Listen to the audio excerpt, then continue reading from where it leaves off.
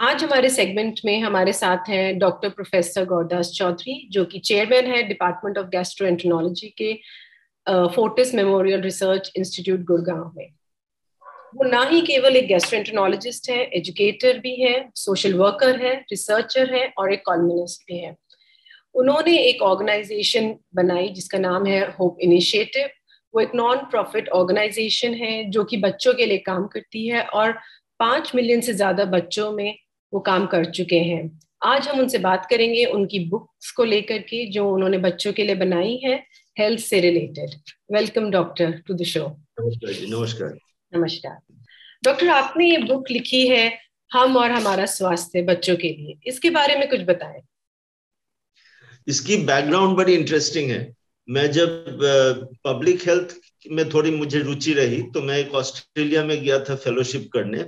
तो मुझे जो चीज बड़ी इम्प्रेस किया वो ये है कि दूसरे एडवांस्ड कंट्रीज में बच्चों की जो जागरूकता है हेल्थ इश्यूज में वो काफी ज्यादा है। और हम जब इंडिया में लौट के आए तो हमने देखा कि भाई हमारे स्कूल्स में, हमारे भी बच्चे स्कूल में थे उस टाइम, तो उनको ना कॉमन प्रैक्टिकल चीजों की हेल्थ इश्यूज पे अवेयरनेस काफी कम था। मान लीजिए कि सफाई कैसी होना चाहिए, बॉडी मास इंडेक्स कैसे कितना होना चाहिए, मोटापा अगर हो बचपन में तो उसकी आगे चल के क्या प्रॉब्लम्स हो सकते हैं, एग्जाम के पहले जो तनाव होता है और एंजाइटी होता है, ये आपने देखा होगा कि विदेश में बच्चों में ना तनाव स्कूल में काफी कम होता है। इंडिया में बहुत ज्यादा एग्जाम को लेके चिंता तनाव होता है। और एक बार बच्चों में तनाव हो तो फिर वो उसकी ना दूसरी मैनिफेस्टेशंस होने लगते हैं, जैसे कि बच्चों में दबंगी, जिसको रैगिंग बुलिंग बोलते हैं, तो इन चीजों की शुरुआत हो जाती है। तो ये टॉपिक्स मुझे लगा इम्पोर्टेंट है, क्योंकि उस जमाने में जब हमने 2004 में होप संस्था की गठन की थी, 2004 बाय द वे बहुत इंपॉर्टेंट साल था क्योंकि हम उसी साल लौटे थे ऑस्ट्रेलिया से। और होप का जो एक्रोनिम है वो है health oriented programs and education.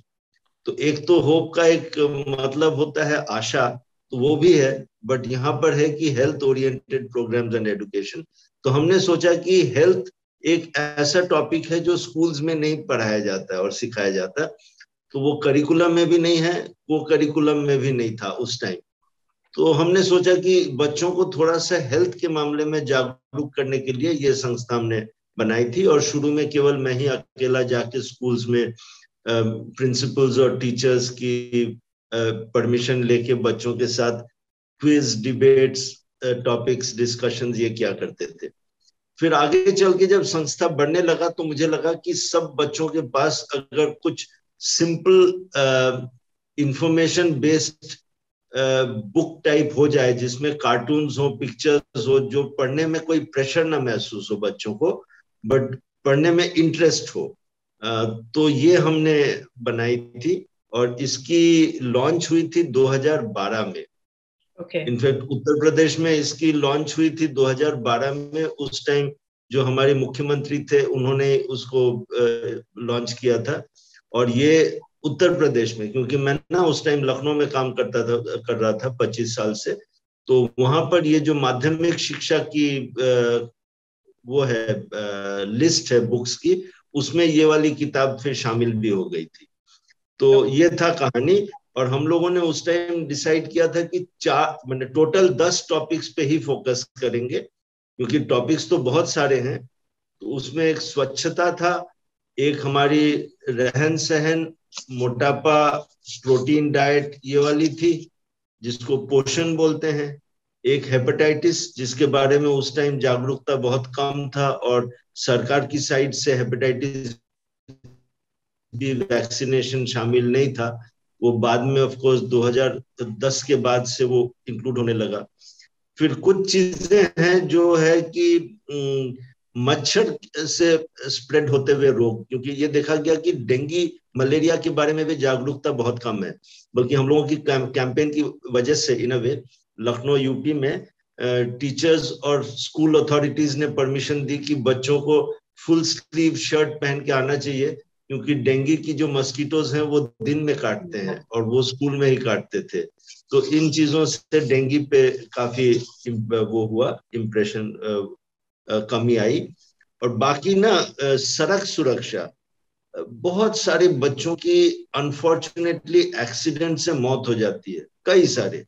और हमारे पीजीआई कैंपस में भी हम लोगों के कई बच्चे बड़े हुए, उसके बाद बड़े होके जब टू व्हीलर्स लेके शहर में जाने लगे, कई लोगों की ये मृत्यु की खबर आई। और ये तो ऑब्वियसली सब आपको भी पता है कि इंडिया में एक्सीडेंट रेट्स बहुत हाई है। तो उसकी जागरूकता की कैसे नियम पालन की जाए। और परीक्षा तनाव और दबंगी और बाकी नशीली चीजें कि तंबाकू, अल्कोहल, ड्रग्स। और एक लास्ट टॉपिक था जो बहुत ही अनोखी न्यू था, वो था कि त्योहारों को कैसे स्वास्थ्य रूप से मनाया जाए। जैसे कि दिवाली या होली, अभी तो होली बीती है, इनमें ना अगर ठीक से न खेला जाए तो ये त्योहार जो बहुत सुख का अवसर है, खुशी की अवसर है, वो कभी कभी एकदम दुख भरी हो जाती है। तो इन चीजों पे हमने जागरूकता जगाने की कोशिश की। तो ये किताब थी, हिंदी में जो था इसका नाम था हम और हमारा स्वास्थ्य। ठीक है। और इसके अंदर ना एक्चुअली ज्यादातर आप देखेंगे कि इसमें कार्टून्स और पिक्चर्स ज्यादा हैं। और इसका बच्चों को मेन पर्पस, और इसकी ना मेन पर्पस ये था कि ये अगर बच्चे घर ले जाएं तो उनकी जो भाई बहन, माता पिता, वो भी जरा सा इसको एक बार देखें, ताकि वो इसको स्कूल टू कम्युनिटी अप्रोच बोलते हैं कि भाई बाकी लोगों में भी ये जागरूकता फिर आने लगे। सो डॉक्टर, ये बुक सिर्फ हिंदी में ही है या फिर इंग्लिश में भी है? और तो अब हमारे देश में ना अनफॉर्चुनेटली ऐसा है कि उत्तर प्रदेश में खासकर उस टाइम बहुत सारे छात्र छात्राएं थे जो हिंदी ही मैंने उसमें पढ़ाई होता था उनका, तो इसीलिए ये हिंदी बुक था। और उसके बाद एक इंग्लिश बुक है, इसका नाम है 10 स्टेप्स टू गुड हेल्थ, ये है। ओके।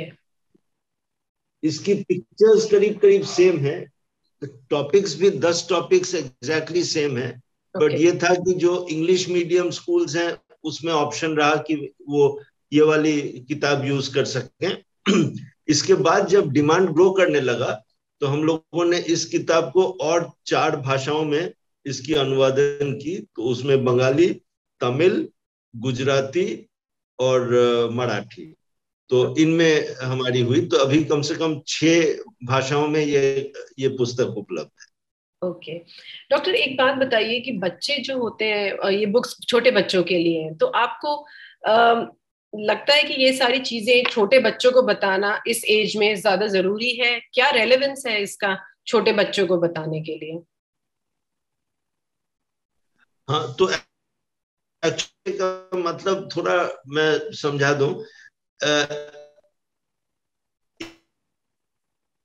होता है प्राइमरी स्कूल की दूसरी किताब है, इससे भी और सिंपल वाली। ये वाली जो किताब हम लोगों ने लॉन्च की थी, ये स्कूल में यूजुअली क्लास 6, 7, 8 उस रेंज के बच्चों के लिए था। जबकि एग्जाम की प्रेशर उतनी नहीं है, बट धीरे धीरे अब लड़का या लड़की बड़ी हो रही है, तो अब इस टाइम उसको जागरूकता होनी चाहिए। तो ये इशू था। और इसकी पर्पस क्लियरली एक ही था। हमने एज अ डॉक्टर देखा कि 70% बीमारियां जो होती है ना एडल्ट्स में, उसकी या तो शुरुआत होती है बचपन से, या तो जागरूकता के अभाव से हम लोग गलती कर लेते हैं। तो ये सोचा गया कि भाई अगर बचपन से ही उनको जागरूक किया जाए इन टॉपिक्स पे, तो लोग कम बीमार पड़े और हमारा देश हेल्दी रहे। एग्जाम्पल दे रहा हूँ, जैसे आपने सुना होगा, कई लोगों ने सुना होगा कि इंडिया अभी वर्ल्ड का डायबिटिक कैपिटल बनने जा रहा है। ठीक है। और उसके पीछे हमारी रहन सहन, खान पान का बहुत अहम भूमिका है। मोटापा बहुत इंपॉर्टेंट है। हाँ।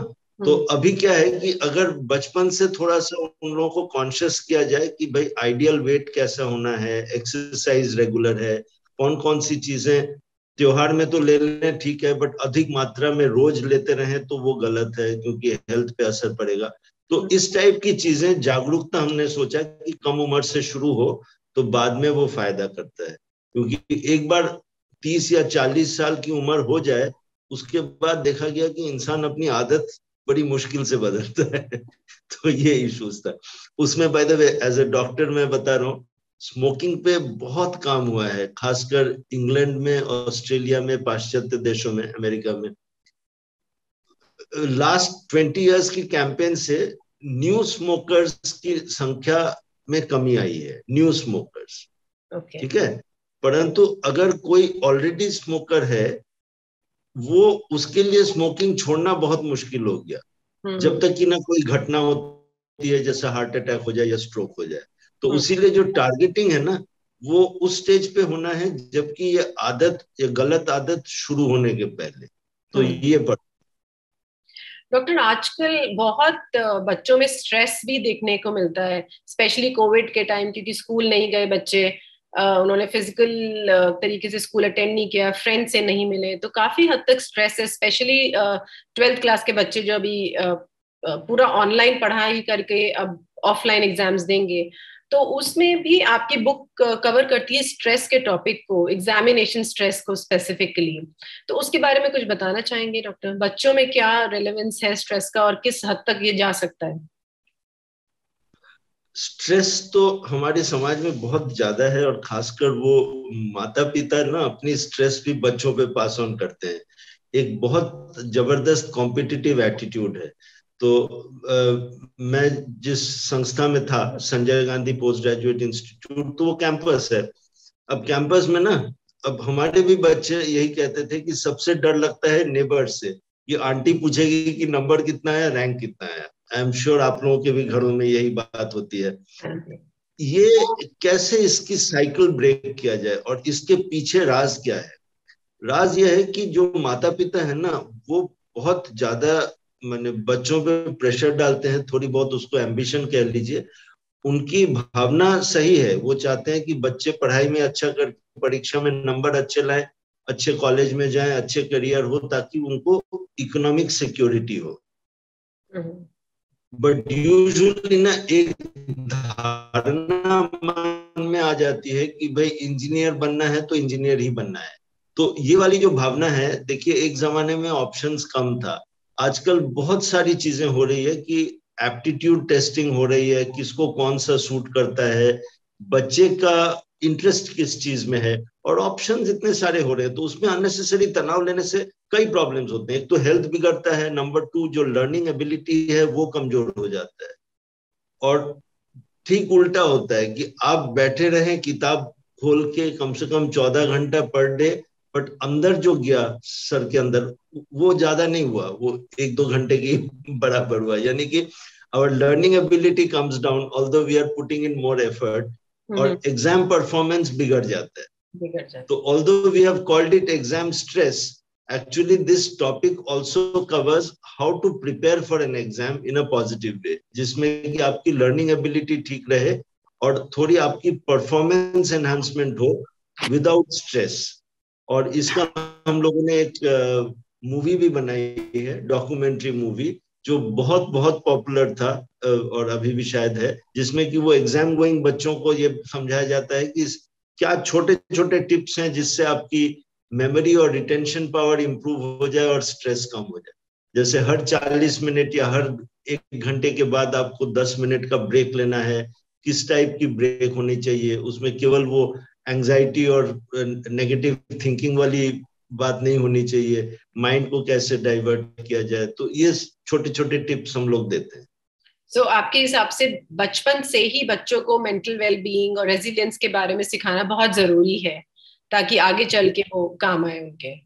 बहुत जरूरी है। देखिए ना, जो छोटा बच्चा है उसको तो स्ट्रेस नाम की कोई चीज नहीं पता होता, उसमें स्ट्रेस डाला जाता है अनफॉर्चुनेटली। या तो पेरेंट्स बोलेंगे स्कूल में, और स्कूल वाले बोलेंगे कि पेरेंट्स, या घर में। अब जो भी हो, बच्चा तो विक्टिम बन गया ना। राइट। और एक बार ये स्ट्रेस डेवलप हो जाए, ये टेंडेंसी हो जाए स्ट्रेस होने का, तो लाइफ में जब भी चैलेंजिंग सिचुएशन होगा तो उसकी जो रिप्रोडक्शन या मैनिफेस्टेशन है वो सेम होता है कि भाई वही स्ट्रेसफुल सिचुएशन होता है, हाथ कांपता है अंदर से, दिल घबराहट होती है। धड़कता है, मन में डर लगता है, हमेशा लगता है कि अगर हमने नहीं काबिलियत अपनी दिखा पाई तो फिर लोग क्या कहेंगे, माता पिता दुखी होंगे तो वो क्या सोचेंगे, हमारे नेबर्स क्या सोचेंगे। तो ये जो मन में डर होता है ना, इससे कैसे निकला जाए। डॉक्टर, और एक और हमारी जो एजुकेशन पॉलिसी है उसमें हेल्थ एजुकेशन का क्या रोल है? आपको क्या लगता है किस हद तक वो होना चाहिए? और जो न्यू एजुकेशन पॉलिसी आई है उसमें भी आई एम श्योर काफी चेंजेस इंक्लूड करे हैं उन्होंने, बट हेल्थ की नॉलेज के बारे में, about physical health, mental health के बारे में एज स्कूल करिकुलम कितना इम्पोर्टेंट है ये चीज, ये सब्जेक्ट होना? मेरे हिसाब से ये बहुत बहुत जरूरी है। अब ये देखना है नीतिका जी कि हम लोगों ने जब ये शुरू किया था, प्रचार कहिए या जो भी कहें, वो 2004 से, और उस टाइम एक्चुअली जो हमारी स्कूल की करिकुलम थी, it is a highly academic competitive curriculum. उसमें एक्स्ट्रा करिकुलर एक्टिविटीज या को करिकुलर एक्टिविटीज की स्कोप काफी कम थी, खासकर हेल्थ का उसमें कोई रोल ही नहीं था। थोड़ी बहुत दूसरी चीजें आने लगी थी कि public speaking, self confidence, debating, ठीक है ना, बट हेल्थ का उसमें कोई रोल नहीं था। अभी अगर हेल्थ इंक्लूड होने लगा है तो वो बहुत बहुत इंपॉर्टेंट बात है, क्योंकि सबसे लॉन्ग टर्म गेन इसी से मुझे लगता होगा। अब देखो, एक अच्छी नौकरी पाना और अच्छा कमाने का क्या फायदा है अगर मान लो कि 45 साल में हार्ट अटैक हो जाए, ठीक है। अच्छा, इस किताब में ना एक दो नई चीजें भी हम लोगों ने इनकॉर्पोरेट किया हुआ है, और ये भी मैं इसके लिए आपकी अटेंशन ड्रॉ करना चाहता हूँ। अभी जो सरकार ने ये टॉयलेट वाली यू नो प्रोग्राम लॉन्च किया था, स्वच्छ भारत का, बहुत बहुत इंपॉर्टेंट था। आपको पता है कि the major part of school drop outs, specially female students की जो ड्रॉप आउट रेट्स होते हैं, उसका मेन रीजन होता है कि सही टॉयलेट अगर स्कूल में ना हो, खासकर को एडुकेशनल स्कूल अगर हो और लड़कियों के लिए अलग से टॉयलेट ना हो जो साफ रहे, तो बच्चे ग्रेजुअली ड्रॉप आउट कर जाते हैं। और एडुकेशन में जितना ड्रॉप आउट होता है, देश उतना कमजोर होते रहता है, ठीक है। तो टॉयलेट वाली जो प्रोग्राम है हमारी गवर्नमेंट ने लॉन्च की, तो वो बहुत बहुत इंपॉर्टेंट है, और उससे मुझे लगता है कि इम्प्रूवमेंट होगा। बट ये किताब जो है ना, उसको सप्लीमेंट करता है। मैं आपको बताता हूँ कैसे। एक टॉयलेट तो फिजिकल स्ट्रक्चर है, उसमें आपने एक नल लगा दी, एक टॉयलेट है, वो सब ठीक है। जस्ट इमेजिन कीजिए कि 2000 बच्चे स्कूल में हैं, और एक दो बच्चे ने कभी टॉयलेट यूज किया, और उसके बाद इसके बाद शौच के बाद जिस हाथ से उन्होंने शौच किया, उसी हाथ को बिना धोए अगर नल को छुआ और उसको ऑफ किया, अब जो अगला बच्चा उस शौचालय में जाएगा ना, और वो उसको छुएगा, तो वो जर्म्स उसके हाथ में आ जाएंगे और फिर उसके शरीर में प्रवेश होगा। तो ये जो छोटी छोटी चीजें हैं ना, कि कौन से हाथ से कैसे सफाई करना है, साबुन से अगर हाथ धोना है तो कैसे धोना है, और टॉयलेट की सही यूज कैसे होना है, क्योंकि बहुत सारे बच्चे ना, उनको ये पता नहीं होता है कि शौचालय कैसे यूज करना है। ये आपकी भी अनुभव रही होगी, जब आप छोटे थे, हम भी जब छोटे थे, टॉयलेट्स हमेशा बहुत गंदे होते थे, और उसका मेन पर्पस था कि कोई ना कोई बच्चा यूज किया, उसको नहीं पता था कि उसकी फिर वहां से निकलते समय सफाई कैसी होनी चाहिए। तो ये छोटी छोटी चीजें हमने सोचा कि बहुत इंपॉर्टेंट होगा, जिसमें कम्युनिटी हेल्थ पे असर। थोड़ा सा हमें अपनी होप इनिशिएटिव के बारे में और बताएं, क्योंकि अब तो आप लोग एनसीआर में भी काफी काम कर रहे हैं और काफी स्कूल्स के साथ आप लोग जुड़े हैं, तो होप इनिशिएटिव के बारे में थोड़ी सी हमें इंफॉर्मेशन दें, हाईलाइट करें उनके और काम को जो वो लोग कर रहे हैं बच्चों में, थोड़ा सा कुछ बताएं। तो होप इनिशिएटिव की शुरुआत हमने जैसे बताया 2004 में हमने किया था, ऑस्ट्रेलिया से लौटने के बाद। और शुरू में ये ना, हमने केवल एज ए ऑलमोस्ट इंडिविजुअल या छोटा सा अपना वेंचर किया था, देखने के लिए कि इसकी एक्सेप्टेबिलिटी क्या है। अच्छा, हमारी मेन पर्पस था कि बच्चों को health message they, but health message ना अगर सही ढंग से ना दिया जाए तो it can become very boring. मैंने अगर आप केवल डूज एंड डोंट्स बोलते रहे तो बच्चे बेचारे फेड अप होके बोलेंगे कि चलो एक और लेक्चर और वही डूज एंड डोंट्स। अब तो उसको ना बड़ी अट्रैक्टिव वे में पेश करना बहुत जरूरी था। तो इसीलिए ये किताब में ना हर चीज बड़ी अट्रैक्टिव वे में पेश किया गया है। ये ज्यादातर आप देखेंगे कि ये पिक्चर्स के थ्रू से ही ये डिपिक्ट किया गया है, ठीक है, कार्टून्स और पिक्चर्स की वे। और दो तीन चीजें और है, जैसे मान लो कि हाथ धोना, हम लोग कहते हैं कि हाथ धोना चाहिए 5 बार, पर हाथ धोने के तरीके क्या है? एक्चुअली वो यूनिसेफ ने बताया कि भाई सही हाथ धोने का मतलब है 7 स्टेप्स होते हैं, ताकि पूरा हाथ ठीक से साफ हो, ताकि जर्म्स खाने की चीजों में या खाना में स्प्रेड ना हो, ठीक है। रोड ट्रैफिक एक्सीडेंट्स के बारे में ज्यादातर लोग ना जब थोड़ा बड़े होने लगते हैं और 2 व्हीलर्स चलाते हैं तो वो हेलमेट पहनते हैं केवल एक ही पर्पज से, कि पुलिस ना पकड़े। एक्चुअली जो पर्पस हेलमेट का है वो पुलिस से बचना नहीं है, वो है कि अपना सर सुरक्षित रहे। क्योंकि ये देखा गया कि 80% डेथ्स जो होते हैं ना 2 व्हीलर एक्सीडेंट्स में, वो होते हैं ड्यू टू हेड इंजरी, जो कि अगर हेलमेट आप पहने तो उसमें आप बच सकते हैं। तो ये छोटी छोटी चीजें होती है जो हम लोगों ने ये प्रचार करने की कोशिश की।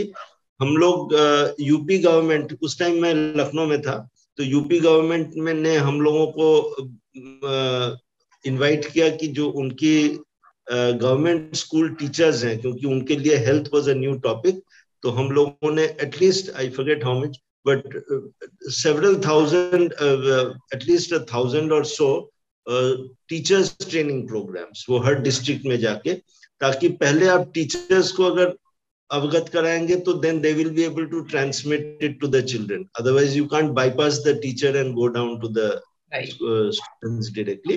तो ये हम लोगों ने किया। और किताब का मेन मकसद था कि भाई it's called a school to community approach.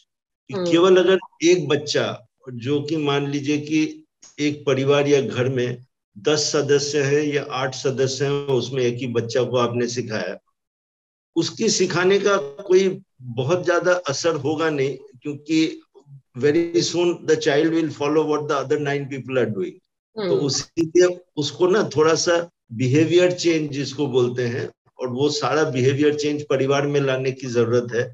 तो ये हम लोगों ने कोशिश की। इसके लिए अभी हमारे पास 6 मूवीज हैं। तो उसमें जो सबसे पॉपुलर मूवी हम लोग का था वो था स्वच्छता पे, ठीक है। एक हमने आपको एग्जाम स्ट्रेस का बताया, एक ये नशीली पदार्थों से कैसे बचना है वो बताया। तो इस टाइप की हम लोग की 6, एक हेपेटाइटिस वैक्सीनेशन पे बताया, बिहेवियर चेंज पे। तो इन चीजों से एक्चुअली बच्चों को हमने देखा कि मनोरंजन के साथ सीखना होता है, ताकि वो कोई बोरिंग लेक्चर्स ना हो। और दूसरी प्रोग्राम जिससे बच्चों को बहुत इंटरेस्ट रहता है वो है कि डिबेट्स और क्विज। क्योंकि डायडैक्टिक टीचिंग ना, जिसमें कि कोई टीचर एक आके लेक्चर और दे दे, तो उससे मैंने देखा कि बच्चों की उतनी इंटरेस्ट नहीं रहता। तो दूसरी तरह से सिखाया जाए तो बच्चे उसको याद भी रखते हैं और पालन भी करते हैं। डॉक्टर, हमारे साथ जुड़ने के लिए आपका बहुत बहुत धन्यवाद। आई एम श्योर ये बुक्स बहुत ज्यादा रेलेवेंट हैं और बहुत ज्यादा अच्छी हैं। मैंने खुद इनको अच्छी तरह पढ़ा है, और कोशिश करेंगे ये जितने ज्यादा स्कूल्स में यूज हो सके और जितने ज्यादा से ज्यादा बच्चों के पास पहुंच सके उतना अच्छा है। हम आपका बहुत बहुत थैंक यू करते हैं हमारे प्लेटफॉर्म पे आने के लिए और अपनी बुक्स के बारे में और अपने बारे में और होप के बारे में बताने के लिए। Thank you doctor. Thank you so much Nitika ji.